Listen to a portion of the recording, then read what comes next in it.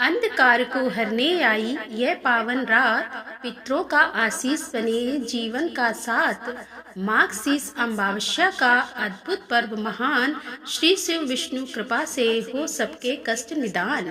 माघ शीष अमावस्या का यह शुभ दिन पितरों के तर्पण, दान, पुण्य और भगवान की आराधना करने के लिए विशेष महत्व रखता है। यह तिथि न केवल हमारी आत्मा को शुद्ध करती है, बल्कि हमारे पूर्वजों को शांति और तृप्ति भी प्रदान करती है।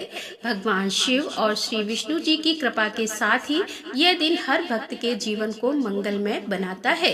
दान, ध्यान और सेवा का दिन, श्री शिव और विष्णु के चरणों में लगे हर मन। आइए आज माघ शीष मास की इस पावन कथा को सुनते हैं और अमावस्या के अद्भुत महत्व को आत्मसात करते हैं। प्राचीन कथा के अनुसार बहुत साल पहले की बात है। किसी गरीब ब्राह्मण परिवार में पति पत्नी और उनकी एक पुत्री रहा करते थे। सारा परिवार भगवान की भक्ति में लीन रहता था। उनकी पुत्री सुंदर, संस्कारी और गुणवान थी। वह उसके लिए वर की तलाश कर रहे थे, किंतु निर्धन होने के कारण उसके विवाह में बाधाएं आ रही थी। भगवान की दया से एक दिन उनके घर में एक बहुत बड़े महात्मा आए। उस कन्या ने उनकी खूब सेवा की। कन्या की सेवा भावना से प्रसन्न होकर महात्मा ने उसे आशीर्वाद दिया। तब उस लड़की के पिता ने कहा कि महात्मा जी, हम बहुत समय से अपनी पुत्री के विवाह के लिए वर की तलाश कर रहे हैं, मगर हमारी निर्धनता के कारण हर बार बात बनते बनते रह जाती है। कृपया बताइए कि हमारी पुत्री के हाथ पीले कब होंगे। महात्मा जी ने उस लड़की का हाथ देखा तो बोले, इस लड़की के हाथ में तो विवाह की रेखा ही नहीं है। यह बात सुनते ही ब्राह्मण तो बड़े उदास हो गए और फिर बोले, क्षमा करना महात्मा जी, मैं आपके कहने का अर्थ नहीं समझ पाया। महात्मा जी ने फिर कहा कि तुम्हारी पुत्री के भाग्य में विवाह सुखी नहीं लिखा है। महात्मा जी के मुख से ऐसे वचन सुनकर वह ब्राह्मण दंपति रोते रोते महात्मा जी के चरणों में गिर गए और उनसे इस समस्या का समाधान बताने के लिए विनती करने लगे। तब महात्मा जी ने उन्हें अपने चरणों से उठाया और बोले कि पास के ही एक गांव में सोना नाम की धोबन जाति की पतिव्रता महिला अपने पति, बेटे और बहू के साथ रहती है। वह एक महान पतिव्रता स्त्री है। यदि आपकी पुत्री उसे अपनी सेवा से प्रसन्न कर ले और आशीर्वाद स्वरूप उसकी मांग का सिंदूर उससे ले ले, तभी इस लड़की का विवाह संभव है। ऐसा करने से इसे अमोघ सुहाग भाग्य की प्राप्ति होगी। मगर ध्यान रहे, वह पतिव्रता महिला कहीं भी आती जाती नहीं है। महात्मा जी ब्राह्मण दंपति के घर से विदा हो गए। अब भोर होते ही ब्राह्मणी ने अपनी पुत्री को सोना धोबिन की सेवा करने के लिए भेज दिया। लड़की पूरे दिन से सोना धोबिन के घर की साफ सफाई और बाकी घर के काम भी उनके उठने से पहले ही करके अपने घर वापस लौट आती थी। यह क्रम बहुत दिन तक ऐसे ही चलता रहा। एक दिन सोना धोबन अपनी बहू को शाबाशी देते हुए बोली कि बहू, तुम तो ब्रह्म मुहूर्त में ही उठकर घर का सारा काम काज कर लेती हो और मुझे पता तक नहीं चलता। बहू बोली, माता जी, मैं तो सुबह देर से उठती हूँ, मुझे लगा घर के सारे काम आजकल आप किया करती हैं।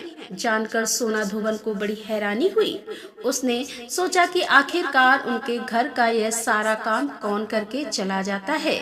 इस बात का मुझे पता लगाना चाहिए। तब अगले दिन भोर होते ही सास बहू उठकर घर के एक कोने में छुपकर निगरानी करने लगी कि कौन है जो ब्रह्म मुहूर्त में ही घर का सारा काम करके चला जाता है।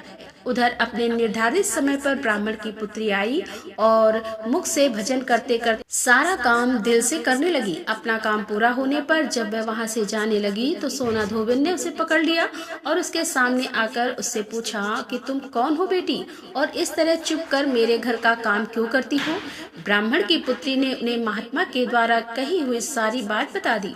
सोना धोबन पतिव्रता होने के साथ साथ बहुत उदार दिल की भी थी। वह उस लड़की की सहायता के लिए तैयार हो गई।